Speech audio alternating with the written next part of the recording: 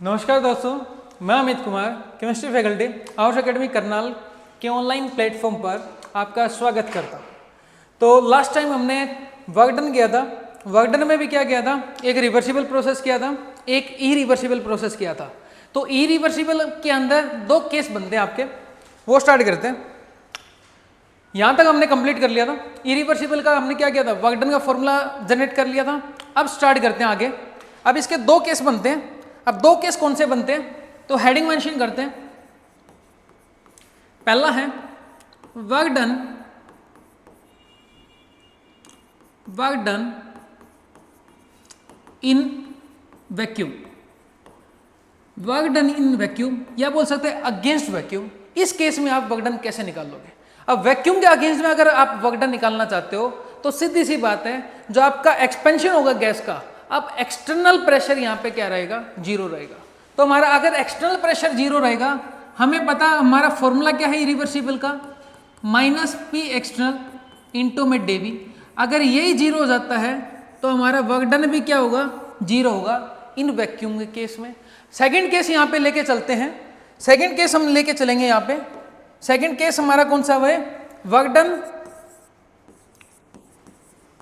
Done against free expansion. Free expansion के case में हमारा वर्क डन क्या होगा। अब फ्री एक्सपेंशन के केस में क्या होगा भाई, अगर गैस क्या कर रही है, अपने आप को एक्सपेंड करा रही है। अगर गैस अपने आप को एक्सपेंड करा रही है, एक्सटर्नल प्रेशर क्या है, अब बिल्कुल ही फ्रीली क्या कर रहा है, हमारा पिस्टन क्या कर रहा है, एक्सपेंड कर रहा है। अगर बिल्कुल ही फ्रीली एक्सपेंड कर रहा है तो हमारा एक्सटर्नल प्रेशर यहाँ पर भी क्या हुआ, हमारा जीरो हुआ। अगर हमारा यहाँ पर एक्सटर्नल प्रेशर जीरो होता है तो क्या लिख सकते हैं, वर्क डन अगर हम फ्री एक्सपेंशन में करके चलते हैं तो वो भी हमारा क्या होगा, जीरो होगा। ठीक है। अब कुछ एक इसकी क्या कर लेते हैं, यूनिट की बात कर लेते हैं भाई। अब यूनिट इसमें कौन कौन सी यूज करेंगे तो देख लो एक बार। तो यूनिट की बात कर लेते हैं। कुछ एक यूनिट आएंगी जो हमारे न्यूमेरिकल करने के लिए बहुत ही जरूरी है। तो पहले यूनिट की बात कर लेते हैं। अगर हम बात करें 1 ATM लीटर किसके बराबर होता है, 1 ATM लीटर आपका 101.3 जूल के बराबर होगा। अगर बार की फॉर्म में बात करते हैं, 1 बार लीटर की बात करें तो ये किसके बराबर होगा, ये हमारा 100 जूल के बराबर होगा। अगर हम जूल को अर्क के अंदर कन्वर्ट करने की कोशिश करते हैं तो उस केस में हमारा क्या होगा भाई, 1 जूल किसके बराबर होगा, 1 जूल आपका 10⁷ अर्क के बराबर होगा। 1 जूल किसके बराबर होगा, 10⁷ अर्क के बराबर होगा। अगर हम कैलोरी और जूल का रिलेशन लिख के चले तो वो हमारा क्या होगा भाई, तो हमने वो याद रखना है, 1 calorie is equal to 4.18 joule, जिसको हम क्या कर सकते हैं, 4.2 जूल के बराबर भी मेंशन कर सकते हैं। ठीक है। तो कुछ एक गैस कांस्टेंट की और वैल्यू लिख लेते हैं यहाँ पे। यूनिट ऑफ, ये तो हमारा जूल का एनर्जी की यूनिट थी। Unit of gas constant R, इसकी यूनिट क्या क्या मेंशन करते हैं तो वो और देखो भाई। तो आर की यूनिट कौन कौन सी होंगी, तो आर की value, R is equal 2 calorie. R की वैल्यू 2 कैलोरी किस फॉर्म में होगी, मतलब आर की वैल्यू 2 कब होगी, जब हम क्या करते हैं, इसको कैलोरी फॉर्म में क्या करेंगे, लिखेंगे। अगर हम इसको क्या करेंगे, जूल की फॉर्म में आर की वैल्यू लिखना चाहते हैं तो वो इसकी वैल्यू कितनी लिख के चलते हैं, 8.314 जूल पर केल्विन पर मोल। ये हमारी जूल की फॉर्म में आर की वैल्यू है। अगर हम क्या करते हैं, आर की वैल्यू एटमॉस्फेरिक लीटर की फॉर्म में लिखें तो वो वैल्यू हमारी कितनी बनेगी, 0.0821 लीटर एटमॉस्फेरिक पर केल्विन पर मोल, पर केल्विन पर मोल। अगर हम क्या करें, इसको बार की फॉर्म में लिखना चाहें तो हमारी वैल्यू कितनी आएगी, 0.0831 लीटर बार पर केल्विन पर मोल। अगर हमने कैलकुलेशन को और भी ज़्यादा सिंप्लीफाई करना है, तो जूल वाली जो भी हमने वैल्यू लिखी है 8.314, तो इसको मैं क्या कर सकता हूँ, 25/8 यूज कर सकता हूँ। 8.314 को मैं क्या कर सकता हूँ भाई, 25/8 या 25/8 क्या कर सकता हूँ, यूज कर सकता हूँ। आपकी नियर बाय आपकी सेम ही वैल्यू आएगी। ठीक है। ये कुछ है कि हमारे कांस्टेंट वगैरह या जूल की फॉर्म में एनर्जी वगैरह, एनर्जी की यूनिट वगैरह थी जो न्यूमेरिकल करने के लिए बहुत ज़्यादा यूजफुल रहेगी। तो यहाँ पे एक न्यूमेरिकल लिख लेते हैं भाई। अब न्यूमेरिकल क्या लिखें, अगर मान के चलते हैं if 2 mole of ideal gas, 2 mole of ideal gas is present in a 10 liter of a container, 10 liter of a container, it expanded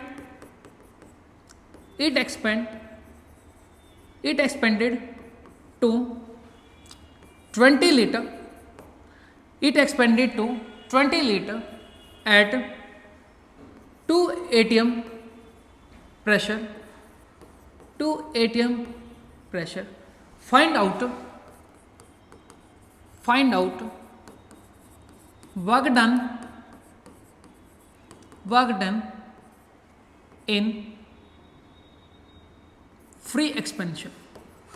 work done हमने क्या करना है, फ्री एक्सपेंशन में निकालना है, या बोल सकते हैं वर्क डन हम क्या करते हैं, वैक्यूम में निकालते हैं, अगेंस्ट वैक्यूम। ठीक है, अगेंस्ट वैक्यूम। तो यहाँ पर हमारे को ऑप्शन क्या क्या मेंशन कर रखे हैं वो देख लो भाई। अब ऑप्शन क्या क्या मेंशन कर रखे हैं, पहला तो ऑप्शन दे रखा है 20 एटमॉस्फेरिक लीटर, सेकंड ऑप्शन दे रखा है -20 एटीएम लीटर, सी ऑप्शन दे रखा है 0, डी ऑप्शन आपका क्या दे रखा है -200 एटमॉस्फेरिक लीटर। तो इस न्यूमेरिकल के अंदर हम वर्क डन अगेंस्ट वैक्यूम कैसे निकाल लेंगे। तो हमने भले ही क्या दे रखा हो हमारे को, इसने क्या बोल रखा है 2 mole of ideal gas is present in A 10 litre container, और गैस अपने आप को क्या करती है, एक्सपेंड करती है। कहां तक एक्सपेंड करती है, 20 लीटर वॉल्यूम तक क्या करती है, एक्सपेंड करती है। और उसने गैस का प्रेशर क्या बोल रखा है 2 atm। तो हमने क्या करना है, वर्क डन निकालना है। तो हमने वर्क डन निकालने के लिए क्या करें भाई, तो इसके अंदर कोई फॉर्मूला अप्लाई करोगे आप, तो आपने डायरेक्ट क्या पकड़ना है, तो इसने क्या बोल रखा है भाई, वर्क डन अगेंस्ट वैक्यूम। तो अगर वैक्यूम के अगेंस्ट में आप वर्क डन निकालना चाहते हो, तो वैक्यूम क्या एक तरह से उसका कोई भी प्रेशर सिस्टम के ऊपर अप्लाई नहीं हो रहा। तो मतलब सीधी सी बात यहाँ पे क्या है, पी एक्सटर्नल इस वाले केस में क्या निकल के आता है आपका 0। अगर पी एक्सटर्नल अगर आपका 0 निकल के आता है तो टोटल वर्क डन कितना बन जाता है 0। तो हमारा डायरेक्ट आंसर क्या लिख सकते हैं हम, सोल्व करने की रिक्वायरमेंट भी नहीं है, टोटल वर्क डन हमारा किसके बराबर आ गया 0। ठीक है, तो आगे एक टॉपिक स्टार्ट करते हैं भाई, अगली हेडिंग मेंशन करते हैं। तो यहां पे अगली हेडिंग क्या मेंशन करें, देखो लिखो भाई, हीट क्या होती है, जिसको हम क्या करते हैं कि उसे क्या करेंगे, रिप्रेजेंट करेंगे। अब हीट क्या होती है, एक तरह की एनर्जी होती है। अब हीट एनर्जी होती है तो क्या करती है भाई, सिस्टम में से क्या करती है, फ्लो करती है सराउंडिंग में, या सराउंडिंग से फ्लो करती है सिस्टम के अंदर। मतलब ये एक फॉर्म ऑफ एनर्जी होती है जो अक्रॉस द बाउंड्री, मतलब सिस्टम की बाउंड्री के अक्रॉस क्या करती है, फ्लो करती है। तो इसको डिफाइन कर लेते हैं भाई। तो इसके डेफिनेशन लिखते हैं, it is the type of energy that flows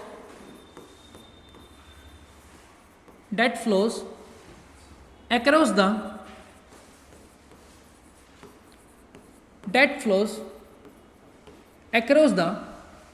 boundary of system,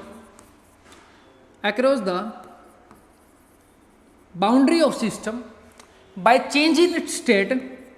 जब वो क्या करती है भाई, अपनी स्टेट चेंज करती है, by change in its state। अब स्टेट चेंज कैसे करती है भाई, by virtue of difference in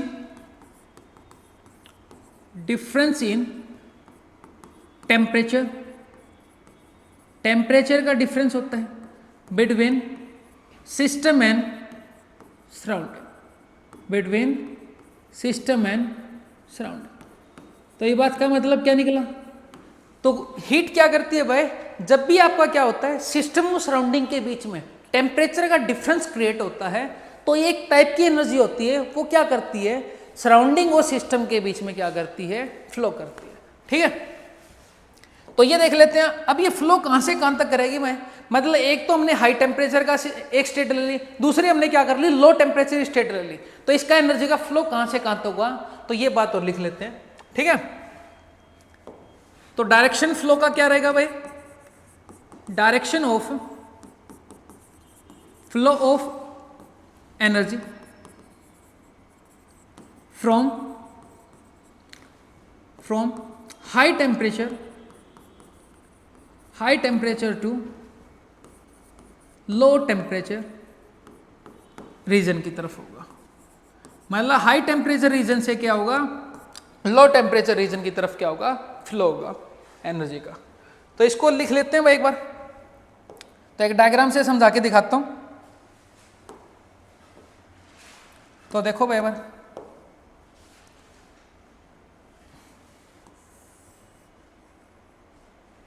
ठीक है, ये हमने क्या कर लिया, सिस्टम ले लिया, ये हमने क्या ले लिया, सिस्टम ले लिया। इसका टेम्परेचर मान लिया T1, इसका टेम्परेचर मान लिया T2। ठीक है, इसका टेम्परेचर मान लिया T1 और इसका टेम्परेचर मान लिया T2। तो पहला केस मैं मेंशन करके चलता हूं, if temperature T1 is greater than temperature T2।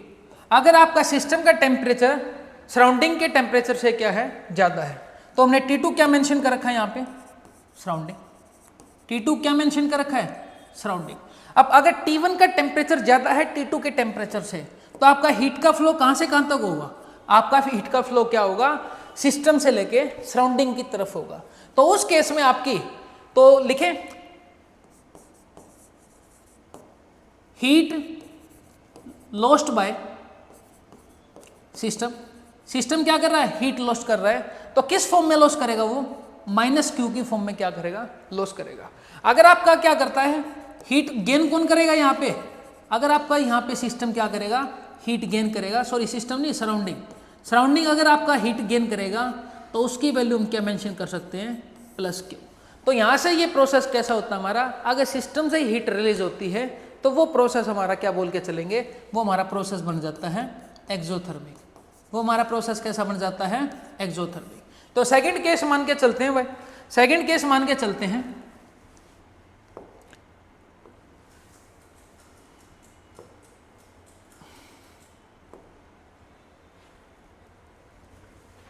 एक बार रुक जाओ भाई, इसको डिलीट कर लेते हैं, पेज खत्म हो गए।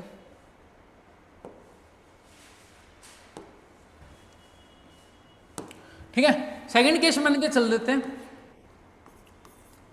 अगर T1 क्या है आपका T2 से लेस है, अगर आपका T1 T2 से क्या है, लेस है, तो यहाँ पे क्या होगा भाई, यहाँ पे क्या होगा, तो ये हमने सिस्टम मान रखा था, ये हमने क्या मान रखा था, सिस्टम मान रखा था, और इसका टेम्परेचर कितना मान रखा T1, इसका टेम्परेचर क्या मान रखा हमने T2। तो हमारा हीट का फ्लो कहाँ से कहाँ तक होगा, मतलब ये हमारा अब की बार क्या कर रहा है, सिस्टम हीट गेन कर रहा है और सराउंडिंग क्या कर रहा है, हीट लॉस कर रहा है। तो इस प्रोसेस को क्या बोल सकते हैं, तो इसको बोलेंगे, अगर सिस्टम हमारा क्या करता है, सिस्टम गेन हीट, उस केस में हमारी एनर्जी क्या, हीट क्या हो जाएगी, +Q हो जाएगी।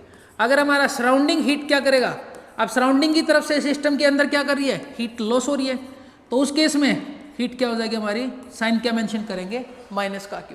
और ये प्रोसेस कैसा हो जाता है, ये प्रोसेस हम बोलेंगे एंडोथर्मिक। मतलब सिस्टम के अंदर, मतलब सिस्टम के अंदर हीट का क्या हो रहा है, एंटर हो रहा है, तो टर्म हमने डिनोट कर दी एंडोथर्मिक। ठीक है, ठीक है। तो अगला पॉइंट है यहाँ पे, अब ये प्रॉपर्टी कैसी है भाई, ये मतलब प्रॉपर्टी कैसी है, इंटेंसिव प्रॉपर्टी है या एक्सटेंसिव प्रॉपर्टी है, किस टाइप की प्रॉपर्टी। ठीक है, तो ये आपकी क्या है, ना तो इंटेंसिव प्रॉपर्टी है, ना ही क्या है एक्सटेंसिव प्रॉपर्टी। तो कैसी प्रॉपर्टी हुई भाई, फिर ये अपने आप में कैसी प्रॉपर्टी है, ये अपने आप में होती है बाउंड्री प्रॉपर्टी। अब बाउंड्री प्रॉपर्टी का मतलब क्या होता है, हीट कभी भी आपकी सिस्टम के अंदर स्टोर नहीं होती। तो ये क्या होती है भाई, ये जब भी आप क्या करते हो, एनर्जी का फ्लो करते हो बिटवीन सिस्टम एंड सराउंडिंग, तो ये हमेशा बाउंड्री के ऊपर क्या होती है, जनरेट होती है। ठीक है, सिस्टम के ऊपर क्या होती है, एक तरह से जनरेट होती है। तो इस टाइप की प्रॉपर्टी को हम क्या बोल लेंगे, ये क्या है हमारी बाउंड्री प्रॉपर्टी। तो लिखो भाई, हीट हमारी क्या है, नाइदर इंटेंसिव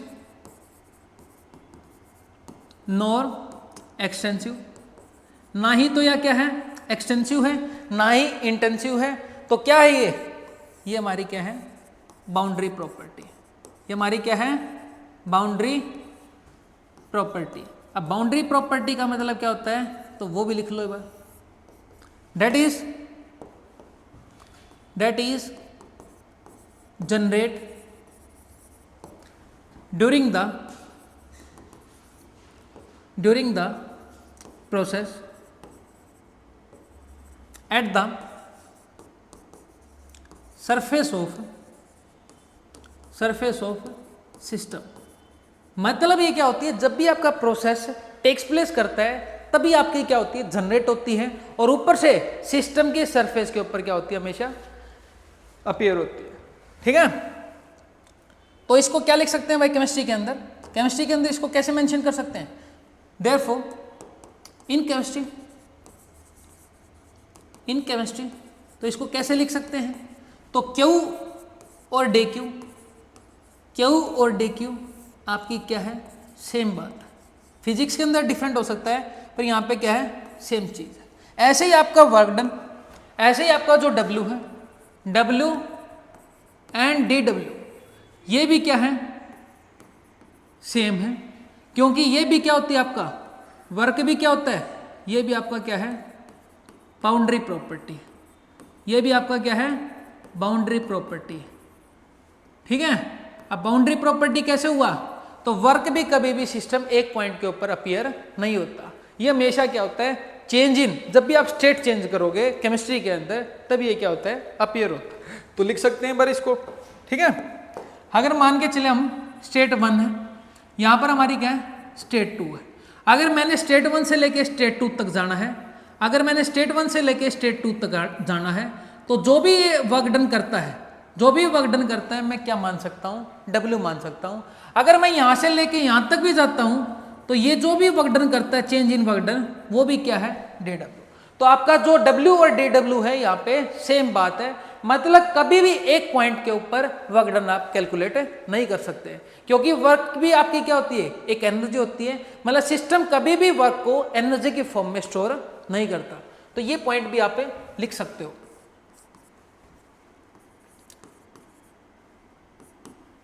वर्क never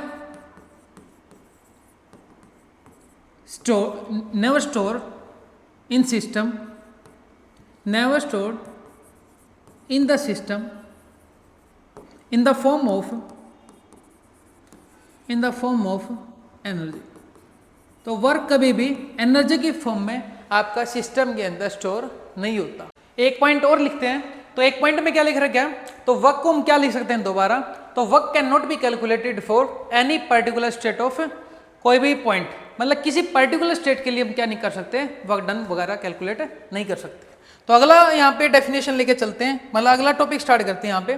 तो अगला टॉपिक मेंशन कर देते हैं इंटरनल एनर्जी। इंटरनल एनर्जी को हम क्या करेंगे भाई, कैपिटल U के तौर पे क्या करेंगे डिनोट करेंगे। तो इंटरनल एनर्जी किसी भी सिस्टम की क्या होती है, जो भी आपकी टोटल एनर्जी होती है सिस्टम की। अब टोटल एनर्जी का मतलब क्या है, kinetic energy, potential energy, vibrational energy, rotational energy, मतलब जितनी भी आपकी सिस्टम के अंदर एनर्जी होती है अगर उनको क्या कर देते हैं सम कर देते हैं तो किसके बराबर निकल के आता है, इंटरनल एनर्जी के बराबर निकल के आता है। तो इसके डेफिनेशन लिख लेते हैं भाई। तो इसकी डेफिनेशन क्या होगी, तो इसकी डेफिनेशन बनेगी sum of all types of energy, that is kinetic energy, potential energy, vibrational energy, electronic energy,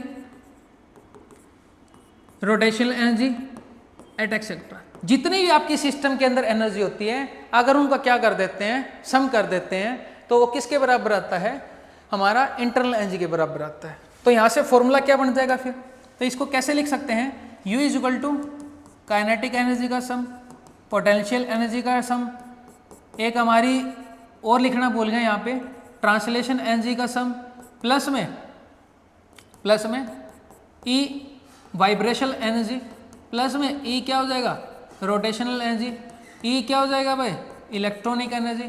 तो जितनी भी आपकी एनर्जी होती हैं, अगर मैं क्या कर दूं, सभी एनर्जी का सम मैं लिख दूं, तो वो किसके बराबर हो जाएगा भाई, इंटरनल एनर्जी के बराबर हो जाएगा। अब इसकी प्रॉपर्टी की बात कर लेते हैं। तो ये कैसी प्रॉपर्टी हमारी, इंटेंसिव प्रॉपर्टी है, एक्सटेंसिव प्रॉपर्टी है। तो इंटरनल एनर्जी हमारी किसके ऊपर डिपेंड करती है, ये मास डिपेंडेंट प्रॉपर्टी होती है। तो मास डिपेंडेंट प्रॉपर्टी है तो क्या बोलेंगे, इंटरनल एनर्जी हमारी क्या है, एक्सटेंसिव प्रॉपर्टी में आती है। तो इसको मेंशन कर लेते हैं यहाँ पे। तो ये कैसी प्रॉपर्टी हमारी, एक्सटेंसिव प्रॉपर्टी। तो ये कैसी प्रॉपर्टी हमारी, एक्सटेंसिव प्रॉपर्टी। अगर मैं बात करूं U/N की या U/ग्राम की, और ये सारी की सारी आपकी क्या होंगी, इंटेंसिव प्रॉपर्टी होंगी। इस बात का मतलब क्या हुआ, इंटेंसिव प्रॉपर्टी होंगी। अब इस बात का मतलब क्या हुआ, तो इस बात का मतलब निकल के आता है, अगर मैं बात करता हूं पर मोल इंटरनल एनर्जी की, पर मोल इंटरनल एनर्जी की, या मैं बात करता हूं पर ग्राम इंटरनल एनर्जी की, तो ये आपकी इंटेंसिव प्रॉपर्टी है। अब ये U/N क्या है भाई, U/N ये इंटेंसिव प्रॉपर्टी कैसे है, U/ग्राम ये इंटेंसिव प्रॉपर्टी आपकी कैसी है, देखो अब U अकेला क्या था आपका, एक्सटेंसिव प्रॉपर्टी था। नंबर ऑफ मोल आपके क्या है, एक्सटेंसिव प्रॉपर्टी है। तो मैंने एक रूल करवाया था, अगर आप क्या करते हो, रेशो लेते हो दो एक्सटेंसिव प्रॉपर्टी का, तो वो क्या निकल के आता है आपका, वो निकल के आता है आपका इंटेंसिव प्रॉपर्टी। वो आपका क्या निकल के आता है, इंटेंसिव प्रॉपर्टी निकल के आता है। ऐसे ही आप अगर आप इसका रेशियो लेके चलोगे, इंटरनल एनर्जी आपकी एक्सटेंसिव प्रॉपर्टी है, ग्राम क्वांटिटी आपकी क्या है, एक्सटेंसिव प्रॉपर्टी है। अगर इसका रेशियो लेके चलोगे तो ये भी आपकी क्या है, इंटेंसिव प्रॉपर्टी है। ठीक है, अब बात कर लेते हैं इसके फंक्शन की। तो इंटरनल एनर्जी फंक्शन कैसा है भाई, स्टेट फंक्शन है या पाथ फंक्शन है। तो इंटरनल एनर्जी मैंने कराया था, ये कैसा फंक्शन होता है, स्टेट फंक्शन होता है। ठीक है, तो अगले पेज के ऊपर लिख लेते हैं इसको। तो ये क्या है, इंटरनल एनर्जी स्टेट फंक्शन है। ये कैसा है, स्टेट फंक्शन है। ठीक है, तो अगला पॉइंट डाल के चलते हैं भाई। इंटरनल एनर्जी क्या होती है, इंटरनल एनर्जी क्या होती है, फंक्शन ऑफ टेम्परेचर होती है, मतलब टेम्परेचर के ऊपर डिपेंड करती है। इंटरनल एनर्जी क्या होती है, internal energy is the function of temperature. तो ये बात को मैं कैसे डिनोट कर सकता हूं, तो इस बात को मैं रिप्रेजेंट कर सकता हूं, U is equal to F of T. अब इस बात का मतलब क्या निकल के आता है, अगर ये इसका फंक्शन होती है टेम्परेचर का, इसका मतलब ये है ये इंटरनल एनर्जी आपकी टोटली डिपेंड करती है टेम्परेचर के ऊपर। तो इस बात का और मतलब क्या निकल के आता है, अगर आपका आइसोथर्मल प्रोसेस है, आइसोथर्मल प्रोसेस का मतलब जहां पर आपका क्या रहता है भाई, टेम्परेचर कांस्टेंट रहता है, उस केस में इंटरनल एनर्जी का चेंज भी क्या हो जाएगा, कांस्टेंट हो जाएगा। तो इंटरनल एनर्जी फंक्शन है किसका, टेम्परेचर का, और किसके लिए, फॉर आइडियल गैस के लिए। ठीक है, तो इसको लिख लेते हैं यहाँ पे। फंक्शन ऑफ टेम्परेचर का मतलब क्या होगा, means it depend only on temperature, it depend only on temperature. तो लिखो भाई आगे, अगर हमारा प्रोसेस कैसा हो जाए, एट आइसोथर्मल प्रोसेस, अगर हमारा प्रोसेस कैसा हो जाए, आइसोथर्मल हो जाए, तो आइसोथर्मल में क्या होता है, चेंज इन क्या होता है, टेम्परेचर जीरो। तो इंटरनल एनर्जी का चेंज भी क्या हो जाएगा, तो इंटरनल एनर्जी का चेंज भी क्या हो जाएगा, जीरो के बराबर हो जाएगा। तो मेन पॉइंट यहां से निकल के आता है, एक आपकी होती है एब्सोल्यूट वैल्यू, एक होती है चेंज इन वैल्यू।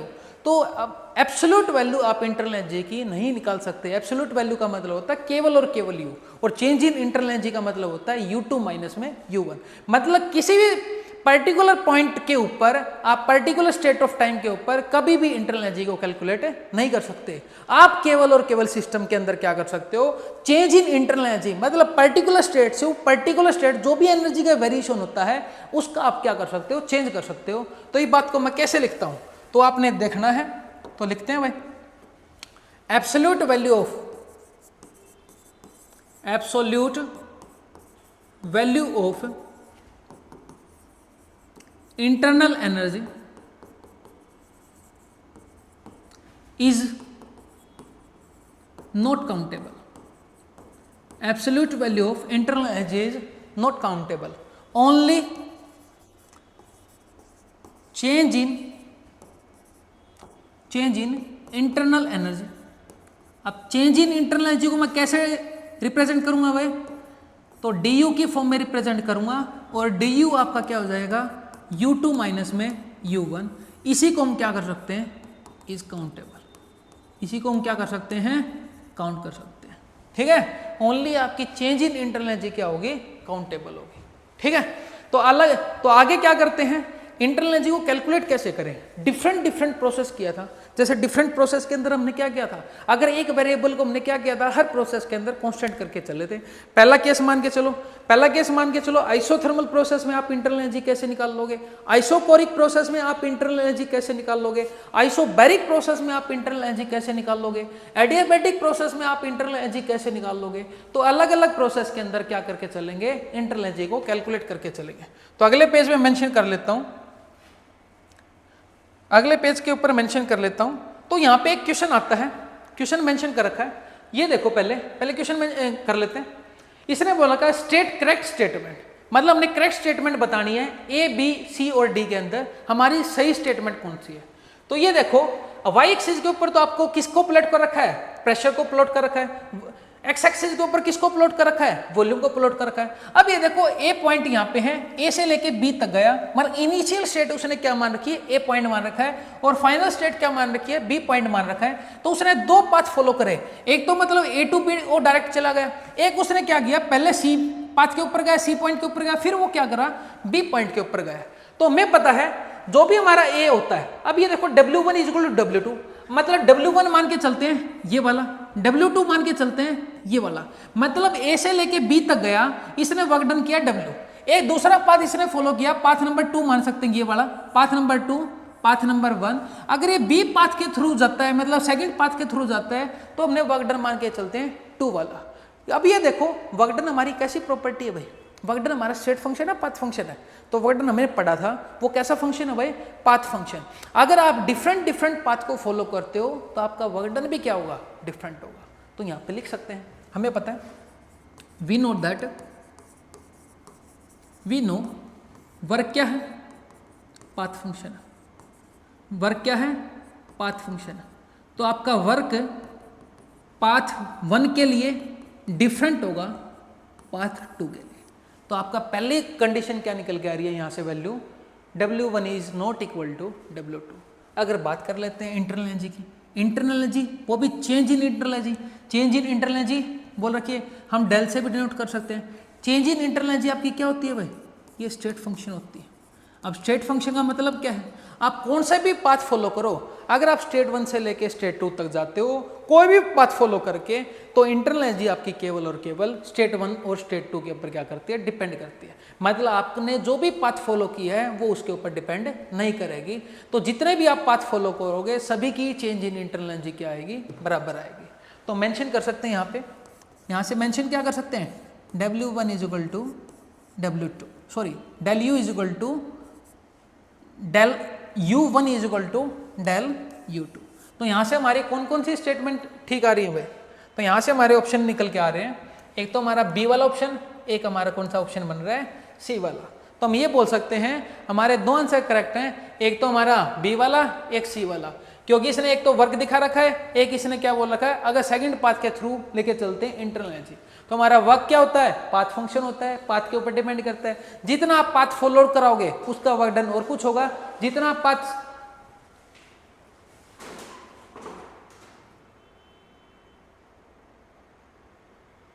क्या हुआ सर? चलने दे.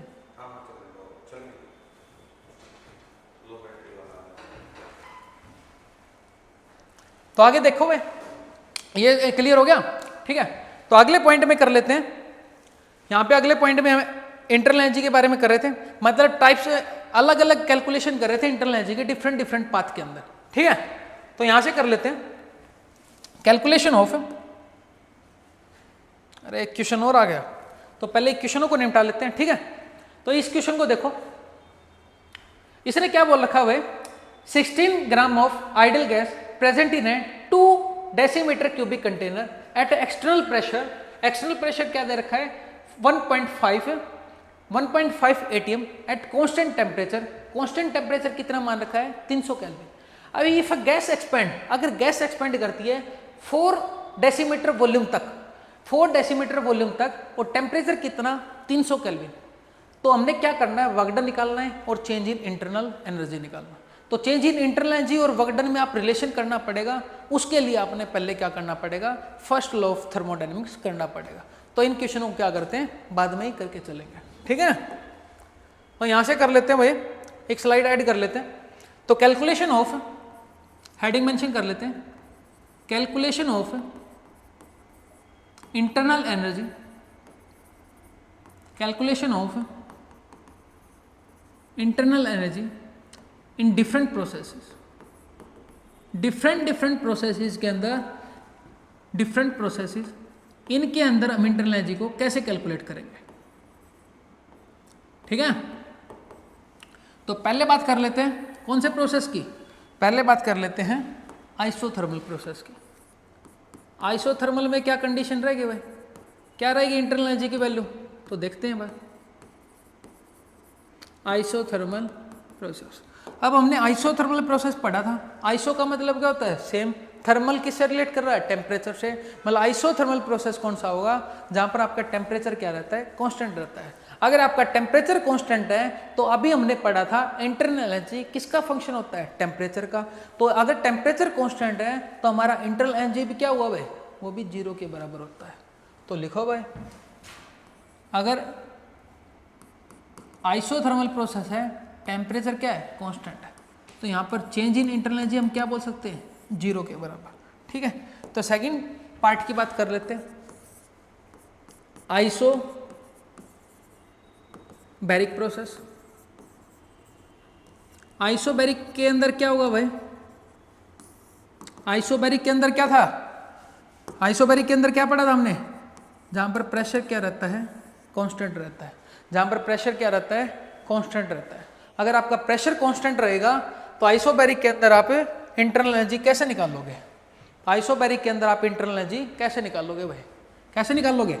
तो यहां पर आपने क्या करना पड़ेगा, क्या करना पड़ेगा, फर्स्ट लॉ ऑफ थर्मोडायनेमिक्स पढ़ना पड़ेगा। तो आपको फर्स्ट लॉ ऑफ थर्मोडायनेमिक्स बता देता हूं, वो क्या होता है, du is equal to dq minus में w, या बोल सकते हैं ना dq प्लस में w। अगर हम w का फॉर्मूला अप्लाई करें तो ये यहाँ से बन जाता है du is equal to dq minus में p dv। तो यहाँ पर हमारा प्रेशर क्या है, एक्सटर्नल प्रेशर कांस्टेंट मेंशन कर रखा है, तो यहाँ से हम क्या कर सकते हैं, du की वैल्यू निकाल सकते हैं। तो थर्ड प्रोसेस की बात कर लेते हैं भाई, थर्ड प्रोसेस हमारा कौन सा है भाई, थर्ड प्रोसेस। तो तीसरा प्रोसेस लेके चलते हैं आइसोकोरिक प्रोसेस। आइसोकोरिक प्रोसेस के अंदर इंटरनल एनर्जी को कैसे निकालेंगे, तो आइसोकोरिक की कंडीशन क्या होती है, ऐसा प्रोसेस जहां पर आपका वॉल्यूम क्या होता है, कांस्टेंट होता है, वहां पर वो क्या होगा, उस प्रोसेस को बोलेंगे आइसोकोरिक प्रोसेस। अगर आइसोकोरिक प्रोसेस आपने कर लिया तो यहां पर आपका क्या हो जाएगा, अगर आपका du 0 रहता है तो आपका वर्क डन भी क्या हो जाएगा, 0 हो जाएगा, क्योंकि यहाँ पर dv की वैल्यू 0 है तो वर्क डन की वैल्यू भी क्या होगी, 0 होगी। तो आपकी फर्स्ट लॉ ऑफ थर्मोडायनेमिक्स क्या बन जाएगा, first law becomes, first law क्या बन जाएगा भाई,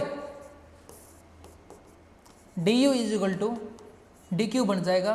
तो ये बोल सकते हैं QV, कांस्टेंट वॉल्यूम के ऊपर जो भी आपका हीट का चेंज होता है वो किसके बराबर आता है, चेंज इन इंटरनल एनर्जी के बराबर, ठीक है। ये रिलेशन बहुत ही ज़्यादा इंपॉर्टेंट है, हीट कैपेसिटी वगैरह के अंदर यूज करोगे तो आपने ध्यान रखना है, ठीक है।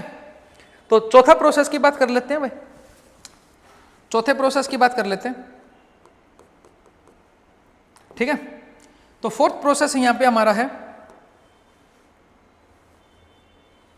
फोर्थ प्रोसेस की बात कर लेते हैं, एडियाबैटिक प्रोसेस। एडियाबैटिक प्रोसेस के अंदर कैसे निकालोगे इंटरनल एनर्जी को। एडियाबैटिक हमें पता क्या होता है, एडियाबैटिक हमारा होता है Q इज इक्वल टू 0। अगर Q की वैल्यू 0 होती है, हमें पता है first law of thermodynamics, first law of thermodynamics वो हमारा क्या होता है, वो हमारा होता है D U is equal to Q plus में डब्ल्यू। अगर इसकी वैल्यू 0 हो जाती है तो हमारा इंटरनल एनर्जी का चेंज किसके बराबर हो जाता है, इंटरनल एनर्जी का चेंज हमारा किसके बराबर हो जाता है, वर्क डन के बराबर हो जाता है। तो ये बोल सकते हैं यहाँ पर हमारा एडियाबेटिक प्रोसेस के अंदर, एडियाबेटिक प्रोसेस के अंदर वर्क डन भी हमारा कैसी क्वांटिटी बन जाती है, वो भी हमारा कैसा बन जाता है, स्टेट फंक्शन बन जाता है। ये हमने बात ध्यान रखनी है। तो ये भी हमारा क्या था, स्टेट फंक्शन था। तो वर्क डन भी हमारा यहाँ से क्या बन जाता है, स्टेट फंक्शन बन जाता है। तो हमने ये पॉइंट याद रखना है, ठीक है। तो मैं यहाँ पे लिखवा देता हूँ मैं, इन adiabatic process work done W is a state function, work done W क्या हो जाता है, स्टेट फंक्शन हो जाता है। तो हमने ये बात ध्यान रखनी है। अगला प्रोसेस, लास्ट वाला प्रोसेस हमारा साइक्लिक प्रोसेस। साइक्लिक प्रोसेस में क्या होगा भाई, साइक्लिक प्रोसेस के अंदर क्या होगा, साइक्लिक प्रोसेस ये बताता है अगर आप किसी भी स्टेट फंक्शन का साइक्लिक प्रोसेस करते हो तो वो वैल्यू हमारी क्या निकल के आती है, 0 निकल के आती है। तो इंटरनल एनर्जी भी हमारा क्या होता है, स्टेट फंक्शन होता है। तो यहाँ पर साइक्लिक प्रोसेस के केस में इंटरनल एनर्जी की वैल्यू क्या आ जाएगी, ये वैल्यू हमारी क्या निकल के आएगी, तो इंटरनल एनर्जी की वैल्यू हमारी साइक्लिक प्रोसेस के अंदर क्या हो जाएगी भाई, 0 निकल के आती है, ठीक है। तो हमने कैलकुलेशन कर लिया 5 डिफरेंट प्रोसेसेस के अंदर इंटरनल एनर्जी को कैसे कैलकुलेट किया जाता है, ठीक है। तो यहाँ से अगला टॉपिक स्टार्ट करते हैं। चलिए अगला टॉपिक मेंशन कर लेते हैं, फर्स्ट लॉ ऑफ थर्मोडायनेमिक्स, ठीक है। तो हेडिंग डालते हैं, फर्स्ट लॉ ऑफ थर्मोडायनेमिक्स। अब ये क्या होता है भाई, तो ये होता है, ये क्या होता है, ये एनर्जी के बारे में बताता है। तो ये क्या बताता है, जो आपकी एनर्जी होती है ना तो हम उसको क्रिएट कर सकते, ना ही हम उसको क्या कर सकते हैं, डिस्ट्रॉय कर सकते। तो एनर्जी का क्या कर सकते हैं, तो आपकी एनर्जी एक फॉर्म से दूसरे फॉर्म में क्या करती है, कन्वर्ट कर जाती है। तो यही आपका क्या बताता है, फर्स्ट लॉ ऑफ थर्मोडायनेमिक्स बताता है। तो लिख सकते हैं energy can neither created, energy can neither be created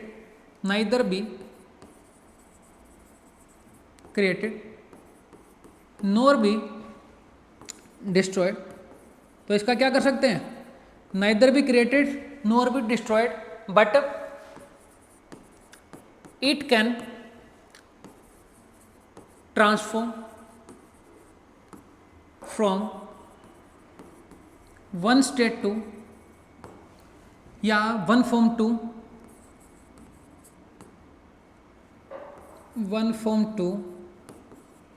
another form. तो ये क्या बता रहा है, एनर्जी को हम क्या कर सकते हैं, ना तो इसको क्रिएट कर सकते हैं ना ही डिस्ट्रॉय कर सकते हैं, एक फॉर्म से दूसरी फॉर्म में क्या कर सकते हैं, कन्वर्ट कर सकते हैं। इसी को क्या बोलते हैं, फर्स्ट लॉ ऑफ थर्मोडायनेमिक्स।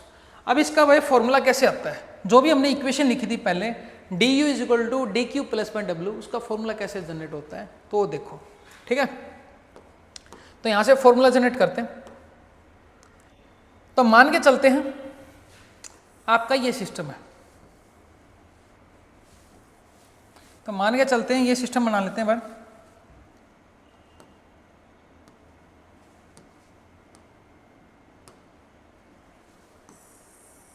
ये हमने मान लिया, ये हमारा क्या है, सिस्टम है, ठीक है। ये हमारा सिस्टम है। इसकी इंटरनल एनर्जी को मैं क्या करूंगा, इसकी इंटरनल एनर्जी को मैं U1 मानता हूं। इसकी इंटरनल एनर्जी को क्या करूंगा, मैं U1 मानूंगा। अगर इस सिस्टम के अंदर मैं क्या करता हूं भाई, सिस्टम के अंदर क्यू अमाउंट ऑफ हीट क्या करता हूं, एब्जॉर्ब कराता हूं। मैं सिस्टम क्या करता है, सराउंडिंग से क्यू अमाउंट ऑफ हीट क्या करता है, एब्जॉर्ब कराता है। तो उसके ऊपर वो कुछ ना कुछ क्या होगा, वर्क डन भी होगा। तो वो W मान के चलते हैं, वो क्या हो जाएगा हमारा वर्क डन। मतलब जब भी आप क्या करोगे, क्यू अमाउंट ऑफ हीट इसके अंदर क्या कराते हो, एब्जॉर्ब कराते हो, तो सिस्टम के ऊपर कोई ना कोई क्या होता है, वर्क डन होता है। अब सिस्टम क्या करेगा, अगर हीट को एब्जॉर्ब करेगा तो हीट को एब्जॉर्ब करने के बाद इसकी इंटरनल एनर्जी क्या हो जाएगी भाई, वो भी क्या हो जाएगी, चेंज हो जाएगी। तो मान के चलते हैं फाइनल इंटरनल एनर्जी,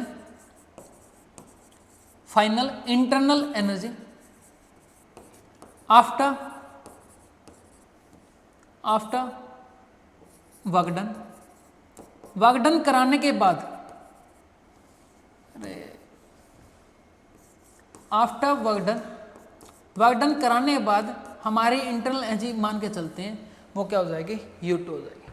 तो U2 हमारा किसके बराबर हो गया भाई, U2 हमारी किसके बराबर हो गया, तो U2 हमारी पहले वाली एनर्जी थी, U1 हमारी क्या थी, पहले वाली एनर्जी थी। उसके अंदर हमने क्या किया था, क्यों हमने क्या किया था, सिस्टम के अंदर हीट को एब्जॉर्ब कराया था, और ऊपर से वर्क डन, मतलब सिस्टम के ऊपर कुछ ना कुछ क्या हुआ था, वर्क डन हुआ था। टोटल मिलाकर तीनों टाइप की एनर्जी को मिलाएं वो हमारी क्या निकल के आती है, फाइनल, या बोल सकते हैं U2 निकल के आती है। अगर मैं क्या करूं, U1 को लेफ्ट साइड माइनस कर लेता हूं तो एक किसके बराबर बनता है, Q प्लस W।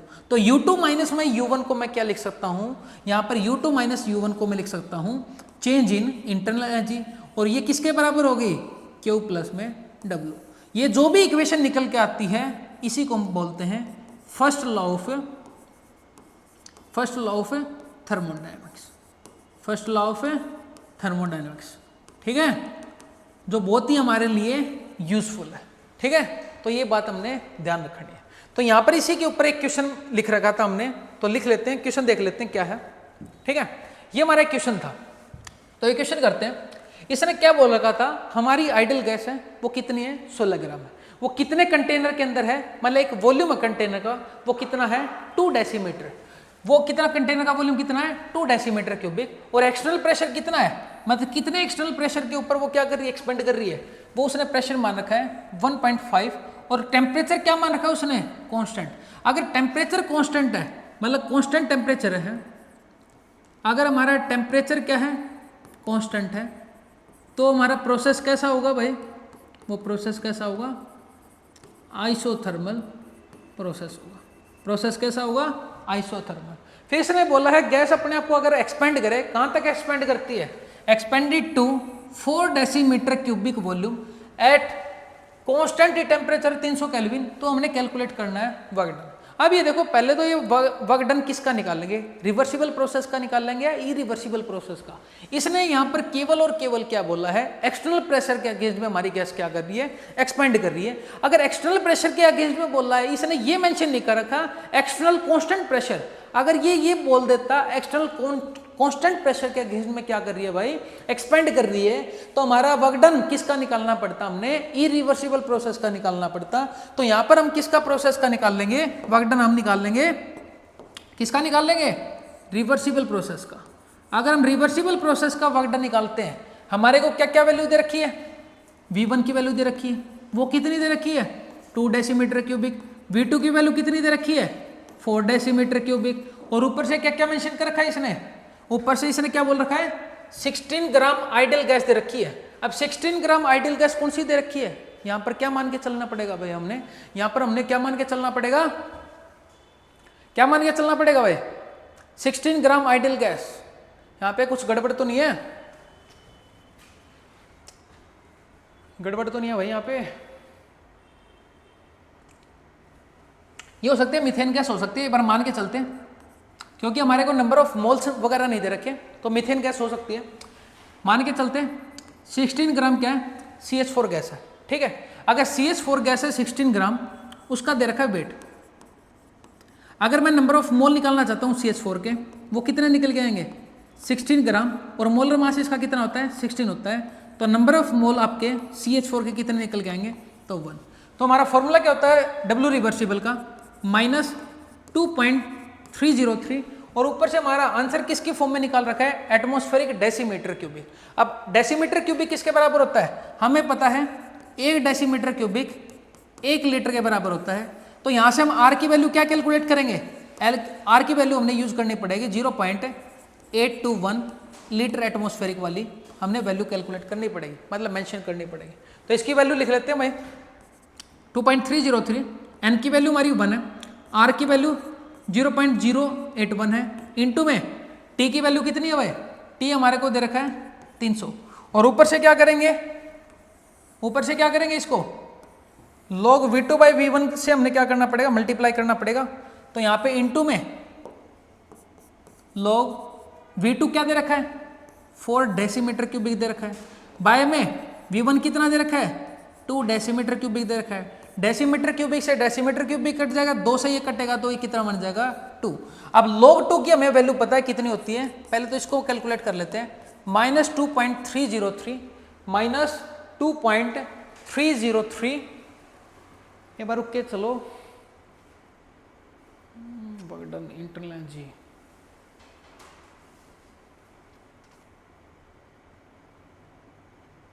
क्वेश्चन में गड़बड़ लग रही है भाई, इससे तो बात बनेगी नहीं, क्यों यहाँ पर आपके आंसर ही नहीं बन रहे, ऊपर से इसने एक्सटर्नल, यहाँ पर भी मेरे को लग रहा है मिस्टेक लग रही है, तो आपके इनमें आंसर नहीं बनेंगे। अगर आप रिवर्सिबल की कंडीशन लेके चलते हो तो कैलकुलेशन आपकी थोड़ी टिपिकल बनेगी। अगर आप log 2 की वैल्यू लेके चलोगे तो कितनी बनेगी, ये 0.3 वैल्यू बनेगी। तो अगर मल्टीप्लाई करते हो तो यहाँ पर कोई भी वैल्यू नहीं बनती। वर्क डन यहाँ पर 0 दे रखा है, डी ऑप्शन के अंदर आपका वर्क डन 0 नहीं होगा, क्योंकि ना तो वैक्यूम है ना ही आपका क्या फ्री एक्सपेंशन है। तो आपके तीनों ही आंसर गलत हो सकते हैं। तो हमने ये जो एक्सटर्नल प्रेशर है वो क्या मान के चलना पड़ेगा, कांस्टेंट मान के चलना पड़ेगा, जिसकी वजह से आपका प्रोसेस कैसा हो जाएगा, इरिवर्सिबल। तो यहाँ पर थोड़ी बहुत मिस्टेक हो सकती है, तो इसको क्या मान लें, एक्सटर्नल प्रेशर को कांस्टेंट एक्सटर्नल प्रेशर मान के चलते हैं, थोड़ी गड़बड़ हो सकती है। अगर हमने कांस्टेंट एक्सटर्नल प्रेशर मान के चलते हैं तो हमारा इरिवर्सिबल वर्क डन का फॉर्मूला क्या बनेगा भाई, माइनस पी एक्सटर्नल इनटू में V2 माइनस में V1। अगर P एक्सटर्नल हमारे को दे रखा है भाई, P एक्सटर्नल कितना दे रखा है, -1.5। अब -1.5 को हम क्या लिख सकते हैं, 3/2 लिख सकते हैं, और ये किसके फॉर्म में, ATM की फॉर्म में, यूनिट भी साथ लिख लेते हैं।